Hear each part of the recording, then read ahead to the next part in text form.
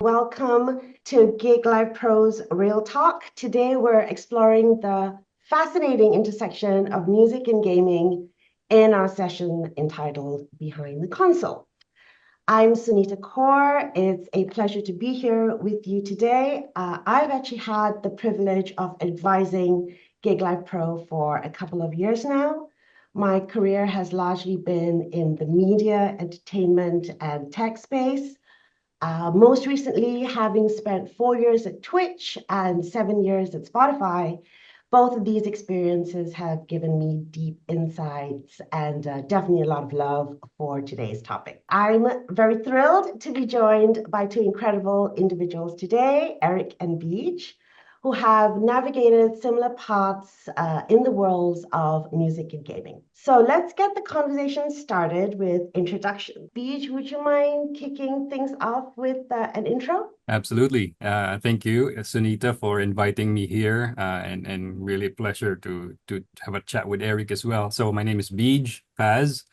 I'm from Singapore for 16 years, originally from Philippines. I started out as a sound designer, a sound editor in post-production, doing film and TV, but I always wanted to do video games. So in 2009, I started work at Ubisoft as the first sound designer.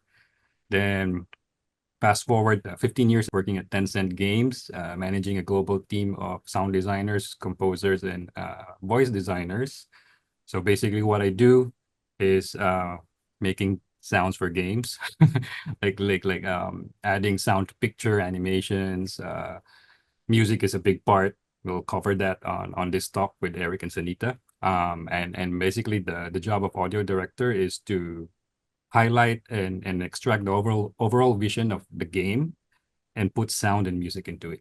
Thank you, Beej, and over to you, Eric. My name's Eric. I've been in the entertainment industry for over 24 years now, straddle between the record label side and also the game publishing side. So firstly on the record label side, I've been with Warner Music in UK, in London, Universal Music APAC in Hong Kong, and most recently Sony Music China in Beijing. But I was also a game publisher. At my time at EA, had the privilege to publish games like The Sims Free Play, Need for Speed, for China, and then ended up running Gameloft in China, doing publishing for games like Asphalt, Dungeon Hunter, and some of the Hollywood IP games you may have heard of, from Iron Man to Dark Knight Rises and Despicable Me, Minion Rush, which ended up generating 30 million downloads in the first 3 months. And then up until that point, my career track on both the label and gaming side was quite separate until Riot Games came along, and that changed my life, and my two worlds collided. And then I got to do all the creative development work and also business affairs for some of our big music moments, such as Jackson Wang, Eugene's in the World Championships, the Valorant Agent theme songs, the Arcane soundtrack, both the soundtrack and the remix album, as well as our virtual artist initiatives such as KDA, Seraphine, and Blue and Heartsteel. Oh gosh, I nearly said Blue Steel. The Freudian slip there, the homage to Ben Stiller. But yeah, here I am, happy to be here and to have a fruitful conversation. Amazing. Thank you so much. Okay, so let's dive in. And I kind of wanted to spend a couple of minutes sort of just setting up the hour, right? So the worlds of, gaming and music have long been intertwined. This relationship that continues to engage both gamers and music lovers around the world. And I think one sort of thing that we've constantly heard through the years is that the gaming industry is larger than the music and film industry combined.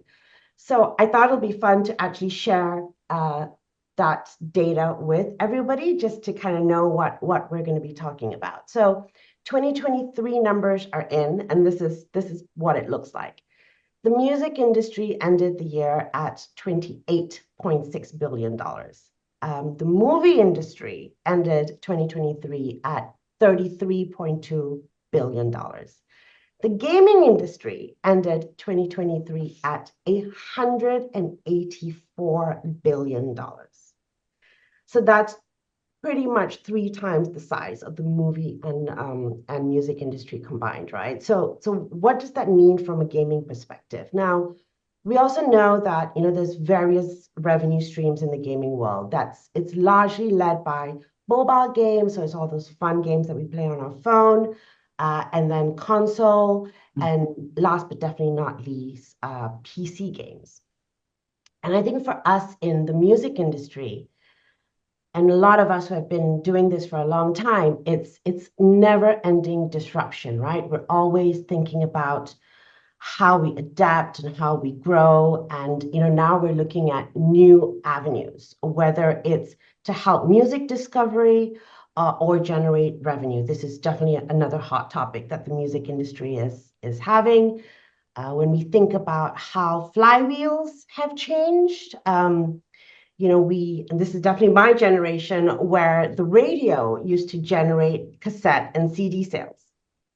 Now we see TikTok driving listening streams on Spotify and YouTube Music. CDs, what's that, Sunita? I know. Season cassette, what's that?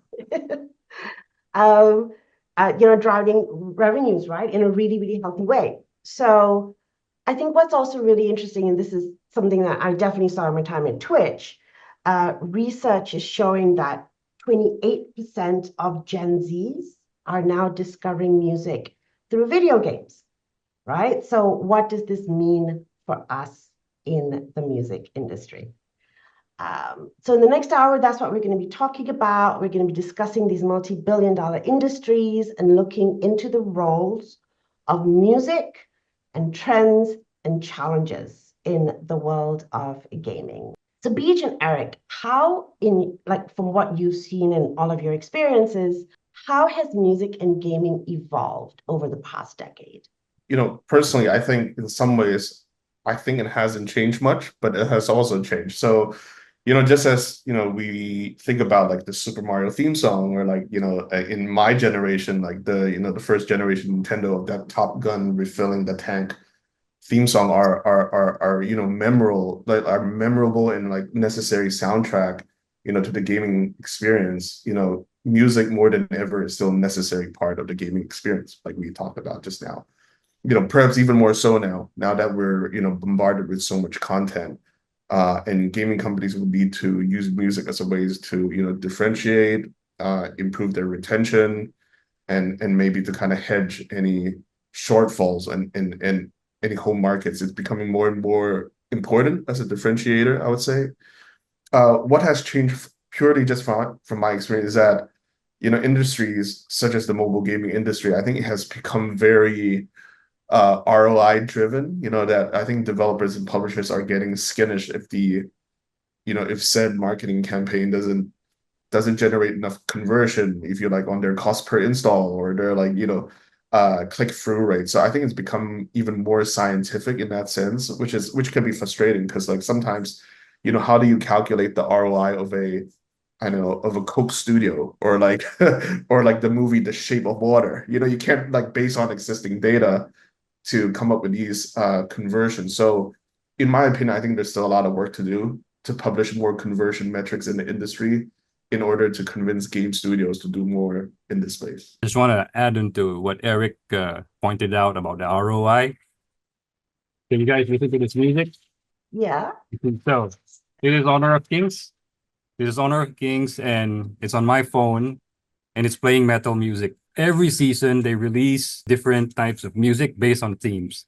Sometimes it's jazz, sometimes it's traditional Chinese orchestra, sometimes it's even pop and rap, hip hop. So basically, that's how far we've evolved in terms of music production on a mobile phone. Absolutely great fidelity. Mobile phones today, they're super great on throwing sound out and music. And that's how far we are on the mobile spectrum right now. But back in the days, in my experience, and even 10 years back when I first started in sound in video games, there's one sound guy for a whole game, and he's doing the music, he's doing the sound effects, and he's doing all the like in Mario and Nintendo games. Sorry, it's not even called a sound designer. Everyone is a composer.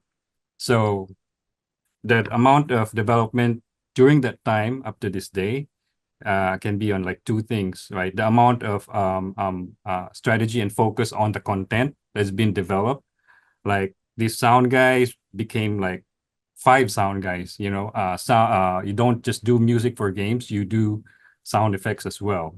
There's integration process technologies that evolve that require bigger teams. And since 2009, during the start of 2009, games have been given much bigger budget. And back then, even in 2008 and 2009, nobody cares much about sound and music, but it got to a point that music actually drives 50% of the experience for video games. And that exploded to marketing budgets, budgets for cues and compositions for like the game score itself, like, you know, stage 1, stage 2, fighting a boss, you know, defeating enemies. There's absolutely a lot of music effort and content put into those features in games. So from one guy in like 20 years ago to like massive 20 people sound teams globally. You know, you have sound teams that work on the same project in Canada, in the US, and in Japan, in Singapore, and they all collaborate with the technology today. So moving forward, I don't know what's going to happen, but I could feel that we are creeping in the AI music hybrid thing. It's inevitable, and maybe we have to work around it. Some might like it, some might not, but it might go there. So maybe it's a different topic on this on another time, but it's really more of like how far we've gone through with music, especially for video games. And actually that kind of takes me into, you know, what I wanted to ask next, which, you know, as we were obviously prepping for the chat, Beej uttered one sentence that was a real light bulb moment for me. And I never really thought about it in the way he framed it, which is just like you soundtrack a movie or you score a movie, you use the same thinking and emotions to score a video game. And Beej, I know this is a big part of your world and what you do. Could you just talk us through the process? Like, how do you decide what type of music fits your game? How is composing music for a game different, if at all, from other mediums like film or television? Absolutely. So for film and television, like I always call it linear discipline, which means you have a producer, you have a director, you have a movie. You need to score the movie. The way it's played, the way it's like, you know, the writing and everything, like the script. But in video games, since it's such a big pile of mess, you know, in the development, thinking about music from the beginning and defining it might be a bit of a challenge because certain factors are affecting just deciding the music right from the start. Like, let's say you have a game, it's a medieval game, you have knights. So the first logic would be orchestral and, you know, knights, warriors, heroes, right? But what if in the middle of the production, directors or creative directors would decide that knights that are punks, you know, we have knights that are young and punky. So they have tattoos, they have spiky hair, but they're knights and they're in medieval, and the storyline changes. So what happens to music is it needs to be transformed in a way that it will adapt to an ever-changing theme. So to answer the first question, you can define music for a game on the very basic one sentence or one, you can describe the game in one sentence, and that should be the strongest creative direction.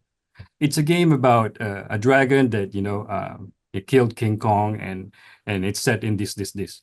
Then initially you have a music in mind, you know, but that's your first stage of thinking about a high level music. But along the way, and there's a saying in game development, there's too many cooks. There's too many audio directors. There's too many music directors. Why? Because music is very subjective, and there's always a favorite and a taste that people want to, you know, I want this type of music. It needs to be like this. So it will change in the middle, and it definitely will change when you're about to ship the game. So music can be from the core, can be defined as a medieval like orchestral piece, But towards the end, right, it can change to like a pop song or something like that. That's the basically how you there's a struggle. It's not always like, making music for games, how you define the direction. It's not always that fun, but there's because you're working with people, working with different opinions and different styles, and game direction and narrative is the king. So what the game needs and what the narrative dictates. If there's like clowns in the medieval scenario, then your music has to adjust. So it cannot always have music to be a standalone. It has to be adaptive on what the game is offering and evolving. And a similar example is the first game that I showed you in Honor of Kings, right? The music in Honor of Kings is Chinese epic fantasy, orchestral, very you have pipa, you have guzheng, but over seasons the music will not stay like that because you have events and you have players to please, so you have techno once in a while. So that's how it changes. It really depends on the brand. That's amazing. How long does it take end to end a process like that? From like the initial score to what ends up getting shipped? So a short answer is if directions are spot on, very clear. If you have a monkey game, Wukong, Black Myth Wukong, right? It's very just Chinese epic orchestral straight away. So clearly that music direction won't change. And there's no transformation because direction from core game and core creative direction is so clear that you cannot sway, you cannot even experiment having like techno on Wukong. Yeah. So if you have a game like that, then it's clear. But if you have a game that's trying to form its brand or trying to find its identity, then music will always have some form of like mutation in my in my experience. Eric, you probably can have some experience in this that you can share with music. Yeah, I think in my world, I think the delta could be quite wide. So, for example, when we did the New Jeans Gods song, that was probably from the moment of us finding the song to actually New Jeans recording it, that was like a year. But then again, we also have situations where that could be like compressed to like 2 months. So with the case of Jackson Wang's Fire to the Fuse, we were able to do that under 2 months.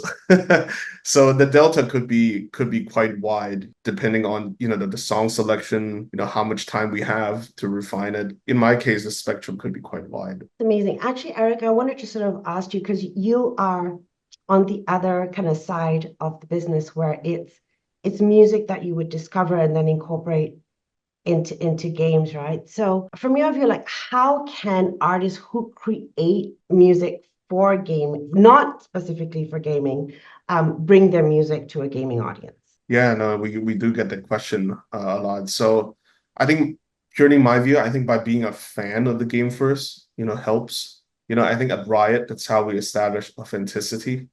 Not force your music to the music supervisors, but be a genuine fan of the game. So take Amber Liu, for example, whom I brought on as an ambassador for Valorant.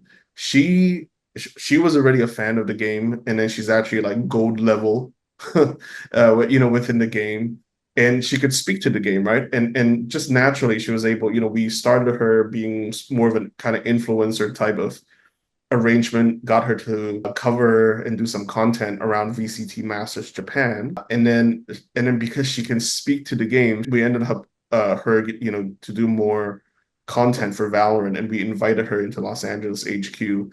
Actually, technically not invited because she does live in LA, but she came to our LA HQ, and we got her to interview to the producers. And there's something magical about it, because she can speak to the game.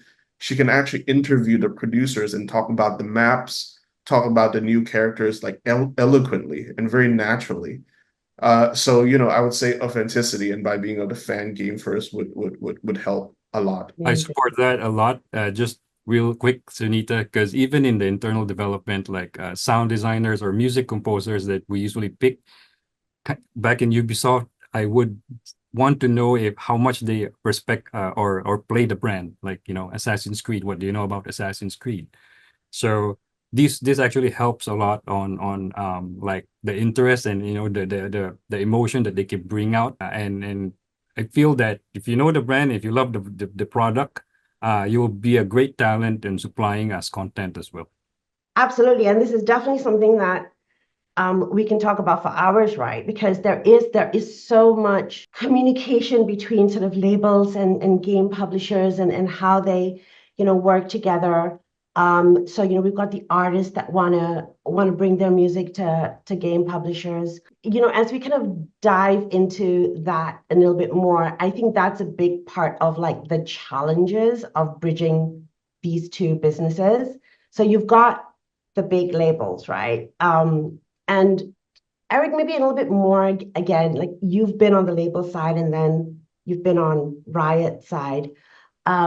How open are gaming companies towards licensing music from like the big labels? Like, how does that work? I think the paradigm shift is, I think in terms of supply and demand, I think there are more songs out there than there are games that need music. So I think the dynamics is that, yeah, I think if you're a label, then then it is very competitive, out there.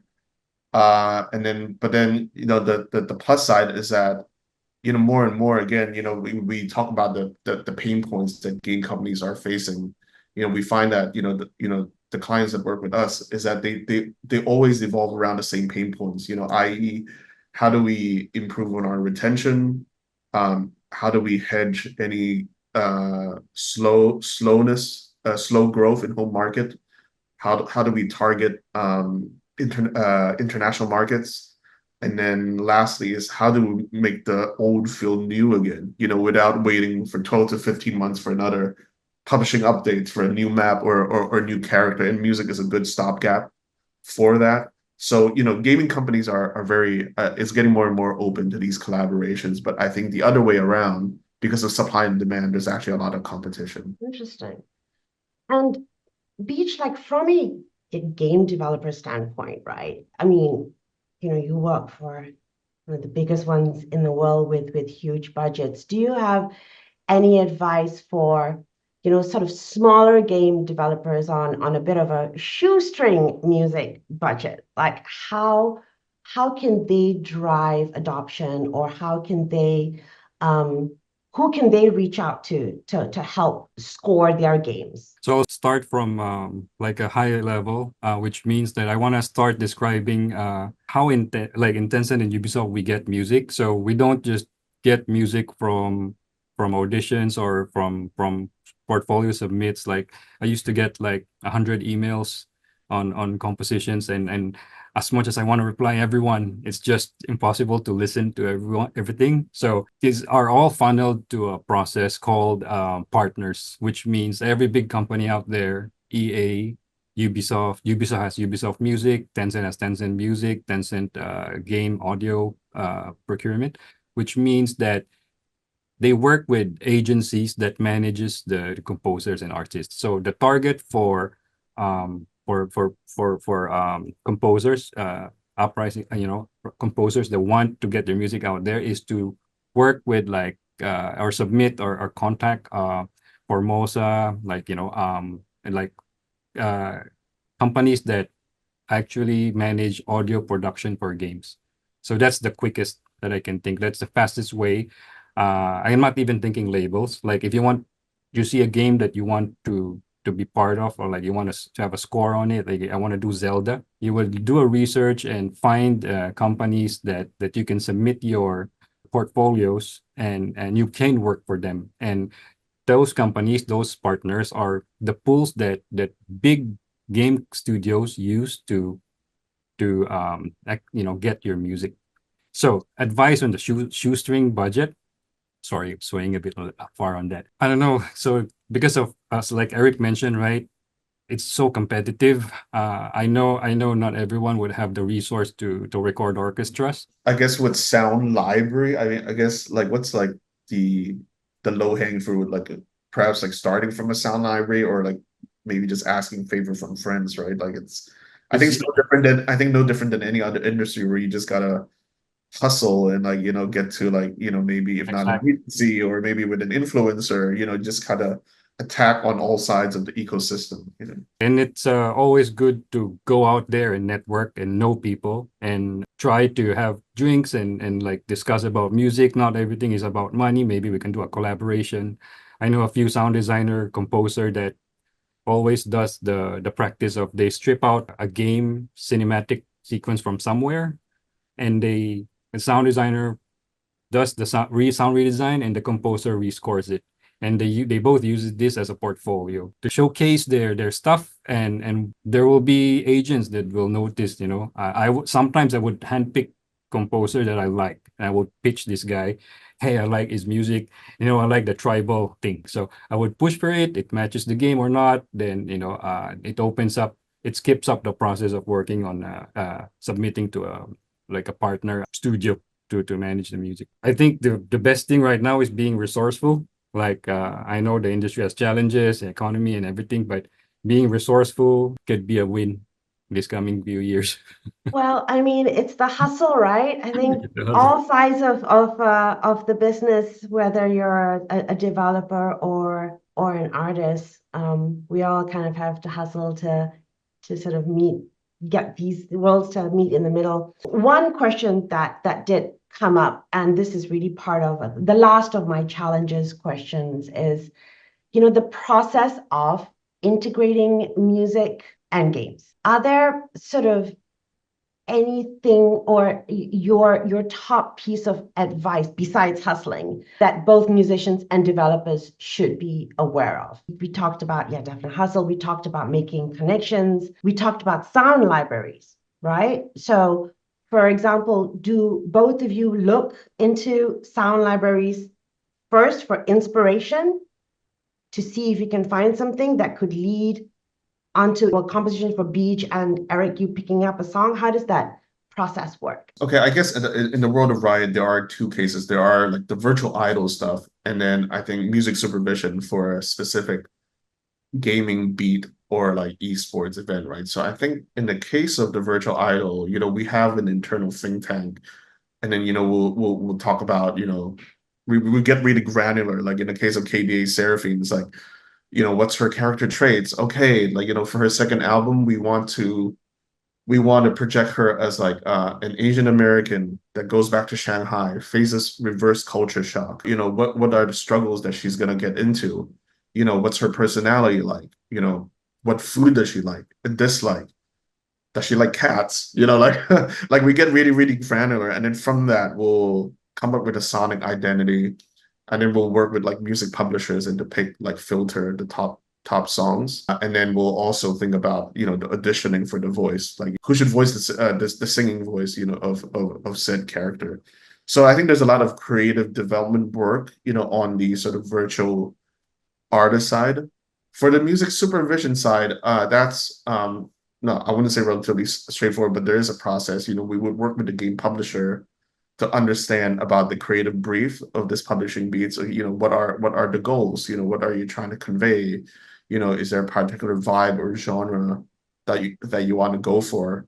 And then we will find the song and the artist, and we'll come up with some recommendations, that could work.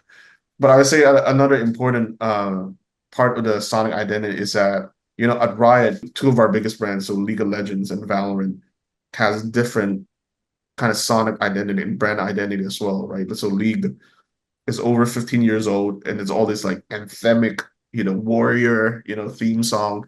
And because it's sort of kind of the growth is slowing down, we would then work with like big name artists to help kind of hedge that shortfall in terms of engagement. So you see us working with the likes of Lil Nas X, New Jeans and Porter Robinson, et cetera, et cetera.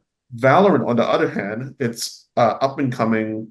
We want to position it as more kind of trendy, in fashion parlance. We want it to be like the supreme, of gaming. So you'll find that like all of our casting decisions, none of them are major label signed, but then we just have to have the kind of foresight to see like who's up and coming, who's emerging, and that's why we work with like Baby No Money, Grabbits, and et cetera, et cetera. So yeah, it really depends. I think there is an approach for virtual idol, And then there's another approach for what we call, music supervision for particular gaming beats. I actually at Twitch, I worked on the Valorant launch, and yeah, music was just such a big part of it, and it was outstanding to see. I want to spend maybe the next sort of 10, 15 minutes talking about trends, right? And you'd both sort of touched on it and what we could sort of see coming up. Obviously, Gen AI is on everyone's lips, but I want to dive in a little bit more into, Eric, kind of what you just talked about, which is, your thoughts on game collabs with real life artists. Yeah. Right? Yeah, absolutely. Yeah. So we do a lot of them, like the one that we just mentioned just now, from Lil Nas X to New Jeans to XG, et cetera, et cetera. And then, but I think what I can share is that Riot is a little bit different to other gaming companies in the sense that, if you look at like Fortnite, what they've done with Travis Scott and Ariana Grande, their approach is really more like, oh, let's bring in their fan base, into our game. Oh, like, oh, Ariana Grande has like 100 millions of followers. Let's see how we can leverage that and put that in the game. At Riot, I would say our starting point is a little bit different. It's more like, how do we hyper serve our existing gamers? Like what do our existing gamers like? And then we go from there. So I think that's quite an important distinction between Riot and other gaming companies. But stepping back on the macro environment, with the game industry, experiencing some slow growth. I mean, it is bouncing back now, but I think it's still not quite at the same level as 2021. I think 2022 and 2023, the growth rate is still on a downward trend. I would argue that now more than ever, it's more important now to work with adjacent industries so that you can, either bring in more users or just kind of hedge that kind of fall, that we're seeing on the growing trends. Yeah, but yeah, that's the key distinction between, Riot and other gaming companies in terms of real artist collaboration. I think it was I saw that, like, for example, Spotify had done this whole activation around Fortnite. And, again, it was like live concerts and igniting all of the artists that contributed to Fortnite. And then we saw another sort of transition onto like live concerts on Twitch, right? So that whole ecosystem works really closely together when you've got like the gaming, the music, and then the video streaming worlds. Beej, one thing that I thought was really interesting was when we do talk about like successful examples of music and gaming collabs and what really works from them for that, what you did with Last of Us, because in that world as well, you had the game, which then turned into a TV series, which both were absolutely extraordinary. And I'm a big fan of both. And it also kind of really stayed true to the game. Could you talk us through that a little bit more? Yeah, absolutely. In fact, I'm just gonna share a slide. This is like, to be honest with the audience, right, super last minute with Sunita. I just thought that, it would be cool to share. I'm just gonna show an example. Okay, so on the topic of Last of Us, so basically, and everyone knows Last of Us, the legendary game that made it to in TV and film. So basically, what is good on this example is really about emotion and storytelling. And relative to the brand itself, this is the original game. I'm just gonna play the thing and I can talk about it a little bit. Very short scene, the famous fight. Tommy knows this area. Oh, fuck! Well, I'm sorry. I trust him better than I trust myself. Stop with the bullshit. What are you so afraid of? That I'm gonna end up like Sam? I can't get infected. I can take care of myself. How many close calls have we had? Well, we seem to be doing all right so far. And now you'll be doing even better with Tommy. Music. Not her, What? Maria told me about Sarah. Ellie? And You are treading on some mighty thin ice here. I'm sorry about your daughter, Joel. But I have lost people too. You have no idea what loss is. Everyone I have cared for has either died or left me. Everyone fucking except for you. So don't tell me that I would be safer with someone else, because the truth is I would just be more scared.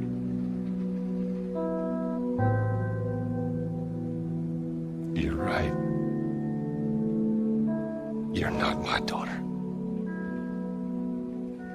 And I sure as hell ain't your dad. Oh my God, so sad. So basically that's the power of game scores. Just this simple scene with so much drama, voice acting, actors are spot on. The way music is layered and the way it escalates the emotion, brings it down a bit, but maintains that very sentimental vibe. So that's power. So that's why Last of Us is one of the award-winning games in audio and music, and it's so good visually and in gameplay that it was brought to film and TV. So I just want to share that one example because it's literally just came out of nowhere when I was talking to Sunita. Video game music is kind of the future, as Sunita mentioned. Like it's $1 billion industry, with movie, film, and combined. Gaming is the way to go. What's great right now is there's so much games being adapted for movies. Your God of War game might be a movie in 2 years. We don't know. And with these game brands, you have that theme, that music, that texture that will always stay on the game, and it will get carried over in film and TV. But some of it might not. So again, because game brand in the whole direction is and identity is controlled by the game itself, by the game people. But once you cross over to movie or film industry, that's a different set of directors, and they might have their own interpretation. And this is what pisses off a lot of fans. Some games have to carry over that music or that feel identity to through the movies. So very vague topic, but it's really the mysteries of if you're an artist, right? The mysteries of why your work is being translated and mutated to something else, in Hollywood. So very deep topic, but it's just like something to think about. Exactly. It was actually one of my questions as you were talking, whether the score does change when you go from the actual game to a movie or a television show. And like you said, it's dependent on the director, right? Some games would go. A basic example is TMNT. Everyone knows the Turtles theme, right? I mean, there's so many like movies on TMNT, right? It doesn't work. The music franchise, yeah. Yeah. If they do a modern take on it, I don't know. It's brands you touch in the game will resonate to players, and you better do a good job on modernizing it, because people will hate you. So in my past experience, that happened. We had a TMNT game, and Nintendo didn't give us the rights to use the old soundtrack. So the Turtles in Time reshelled. So these are your classic Nintendo stuff that you play in the arcade and Super Nintendo. They didn't give us the rights. We ended up recomposing the whole sequence, 9 tracks, and it's not great. And people literally looked for me and hated me. So it's nobody's fault. It's just the way things are. Brands are so sensitive that it will be so personal for players. Yeah, on the flip side, when I did the Arcane first year anniversary remix, we were also scared that we might get any backlash for remixing any of the existing tracks, but we got very, very lucky. The song that I got to produce with a very talented music producer in-house called Peter Lee, our song ended up over-indexing one of the other tracks that was produced by the Top 100 DJ.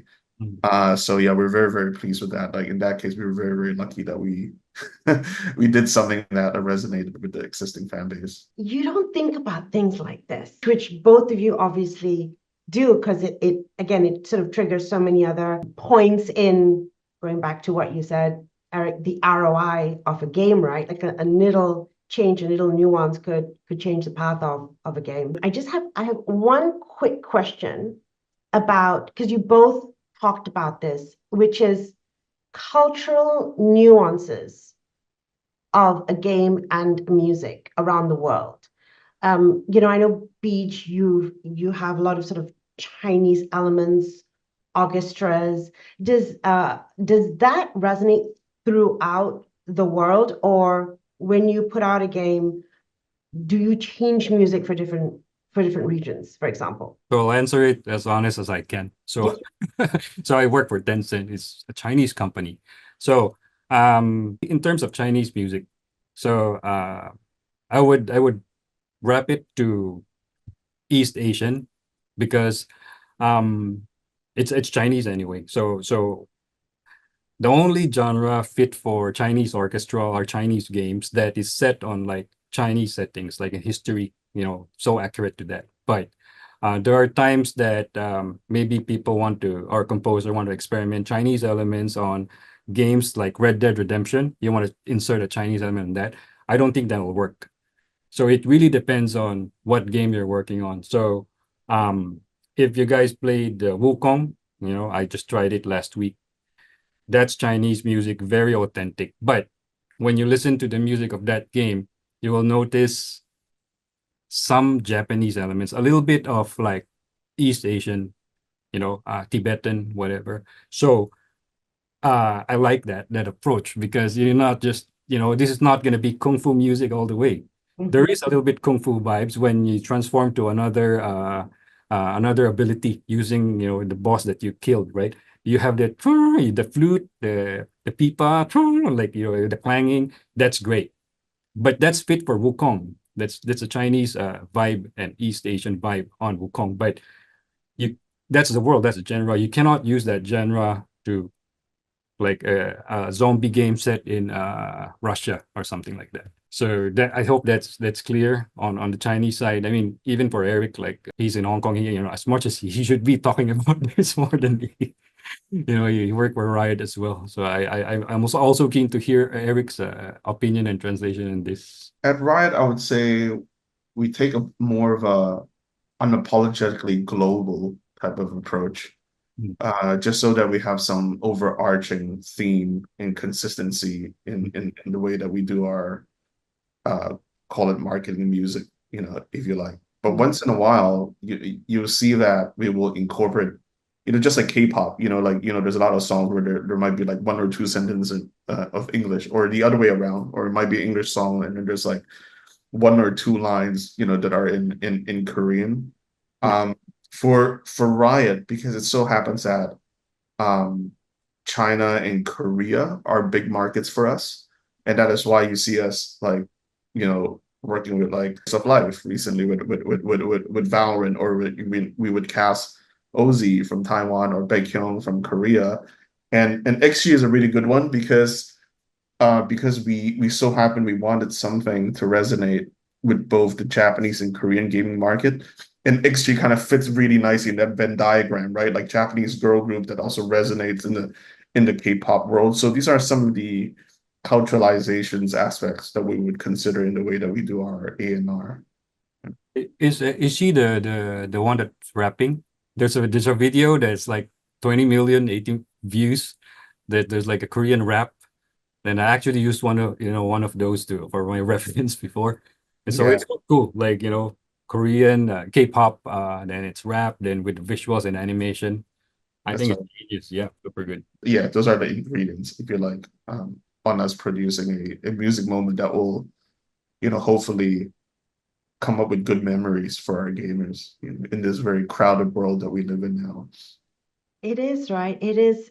Again, it's just that affinity. And I'm pretty sure, like for a lot of gamers, you go to sleep with that music in your head, right? You hear it all the time. All right, so we have only about 10 minutes more. There was one question from our audience that came up repeatedly that I just feel I have to ask before we move into trends. The question was, a lot of people would love to do what the both of you do. So, what types of jobs or job titles should our community be searching for today if one day they wanna do what you do?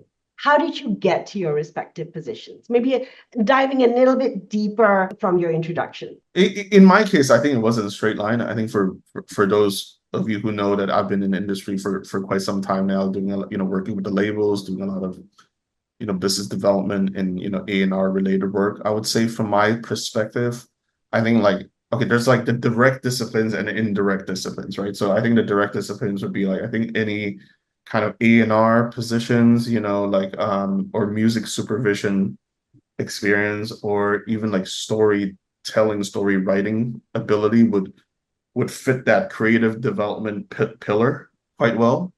But then I would say there's also like indirect like skills. For example, like business development and deal making is equally important. The XG song wouldn't have happened if we didn't have enough like business affairs support to help us close the deal. If you like, just having that understanding the nuance, like do we do licensing or do we do buyout?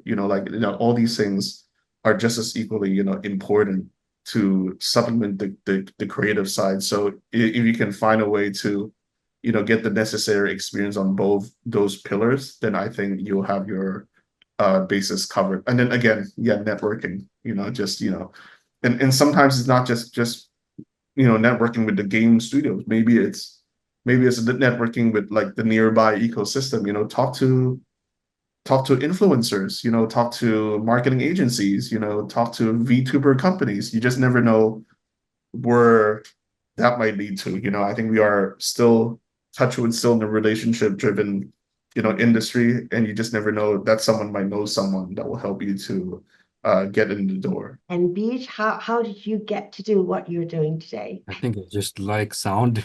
I just love sound, and so basically, because audio director, it's a role that is not purely music. So audio director for video games is more of a generalist. So sound design is a big part.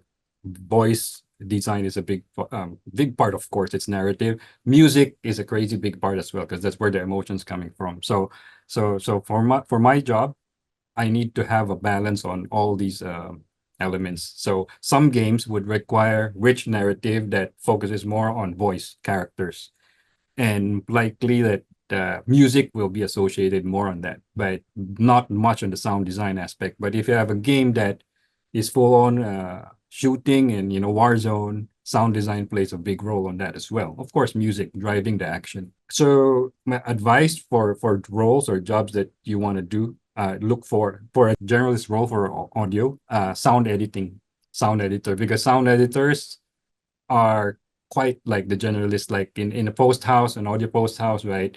You would get a script, you would capture nat shots for videos, and you would slap all the audio, you slap the VO, you have to spot some sound effects and score the music.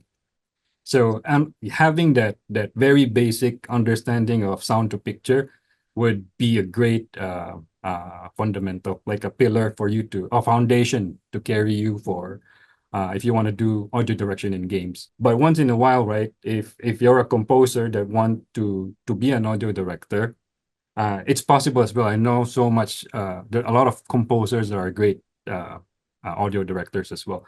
But you must know sound and basic sound editing, so you won't be a bit biased on the music that when you slap in the game.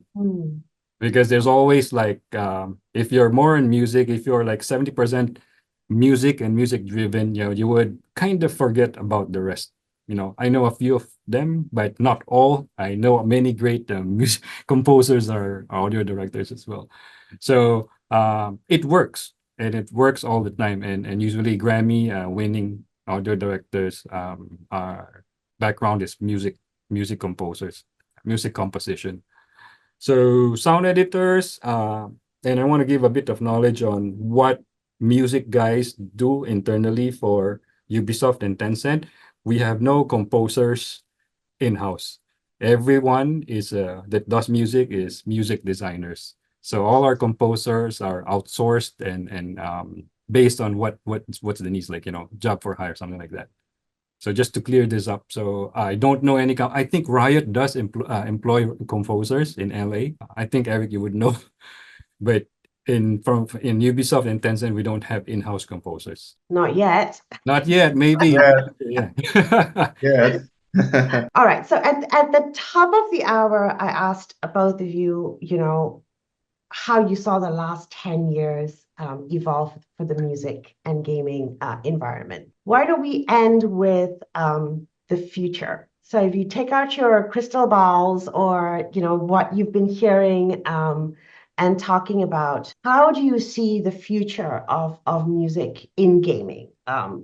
Is it going to be more collaboration with artists? Is it going to be more in-house composers? Are there any little nuances you see that we could latch on to? I think for this one, like I'm just putting on my kind of publisher hat. I think music is becoming more and more essential in, I said it just now, in building memories, right? Because it's just so crowded, every day you're just competing with so much content, right? And then what is exciting for me is that I think, whether you're in the gaming industry or in the VTubing industry or anime industry, I think a lot of the same companies for the industry is going to face the same problems, right? Like, how do you differentiate? How do you hedge key markets in decline? Or like your user acquisition campaign might be getting stale, and then like publishing updates taking too long.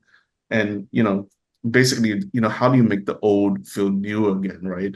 And I think, music is the bridge to that. So I think, any kind of gaming companies, VTuber companies that see the value of that will be at a advantageous place to cut through the noise. Very nice. I do agree. On my end, I'm gonna wear my designer hat.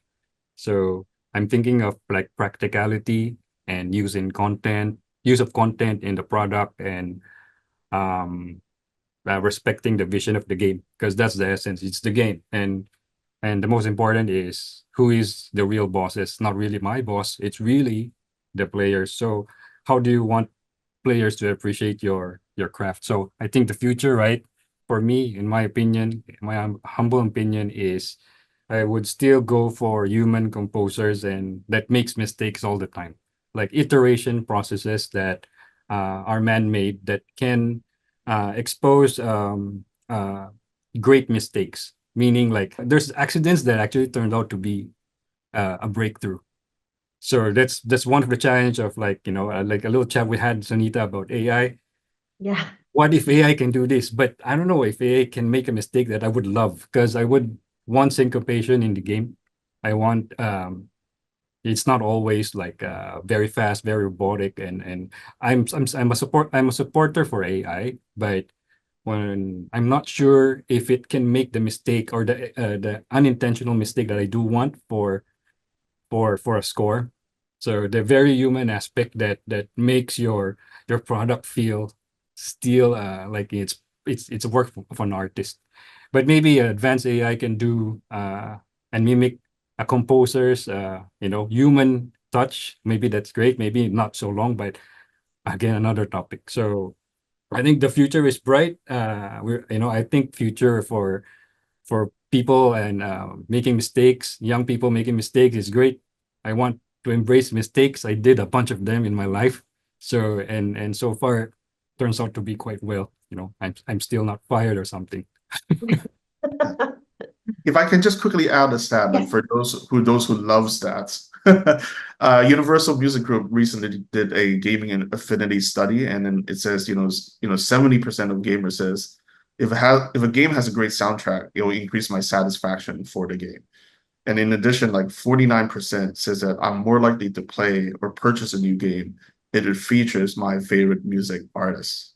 Wow. So what I would encourage is that hopefully marketers would, look at these stats, and, if they're serious about servicing, let's just take the second stat, for example. If they're serious about servicing 49% of their gamers, then, hopefully you would take that into consideration in your marketing investments and marketing campaign. I know the future is bright and pretty exciting. So, we might invite you back in a couple of years to reflect on how the gaming and music industry have evolved, hopefully in the right direction together. And with that, I think we're at the top of the hour. Eric, Beej, thank you so much for everything. I think that was fascinating and fantastic. And to everybody on the webinar, thank you so much for dialing in and joining us. And we hope you enjoyed that. So have a fantastic day. Thank you so much, Sunita. Thanks, Paige. Bye. You guys, Eric, Sunita.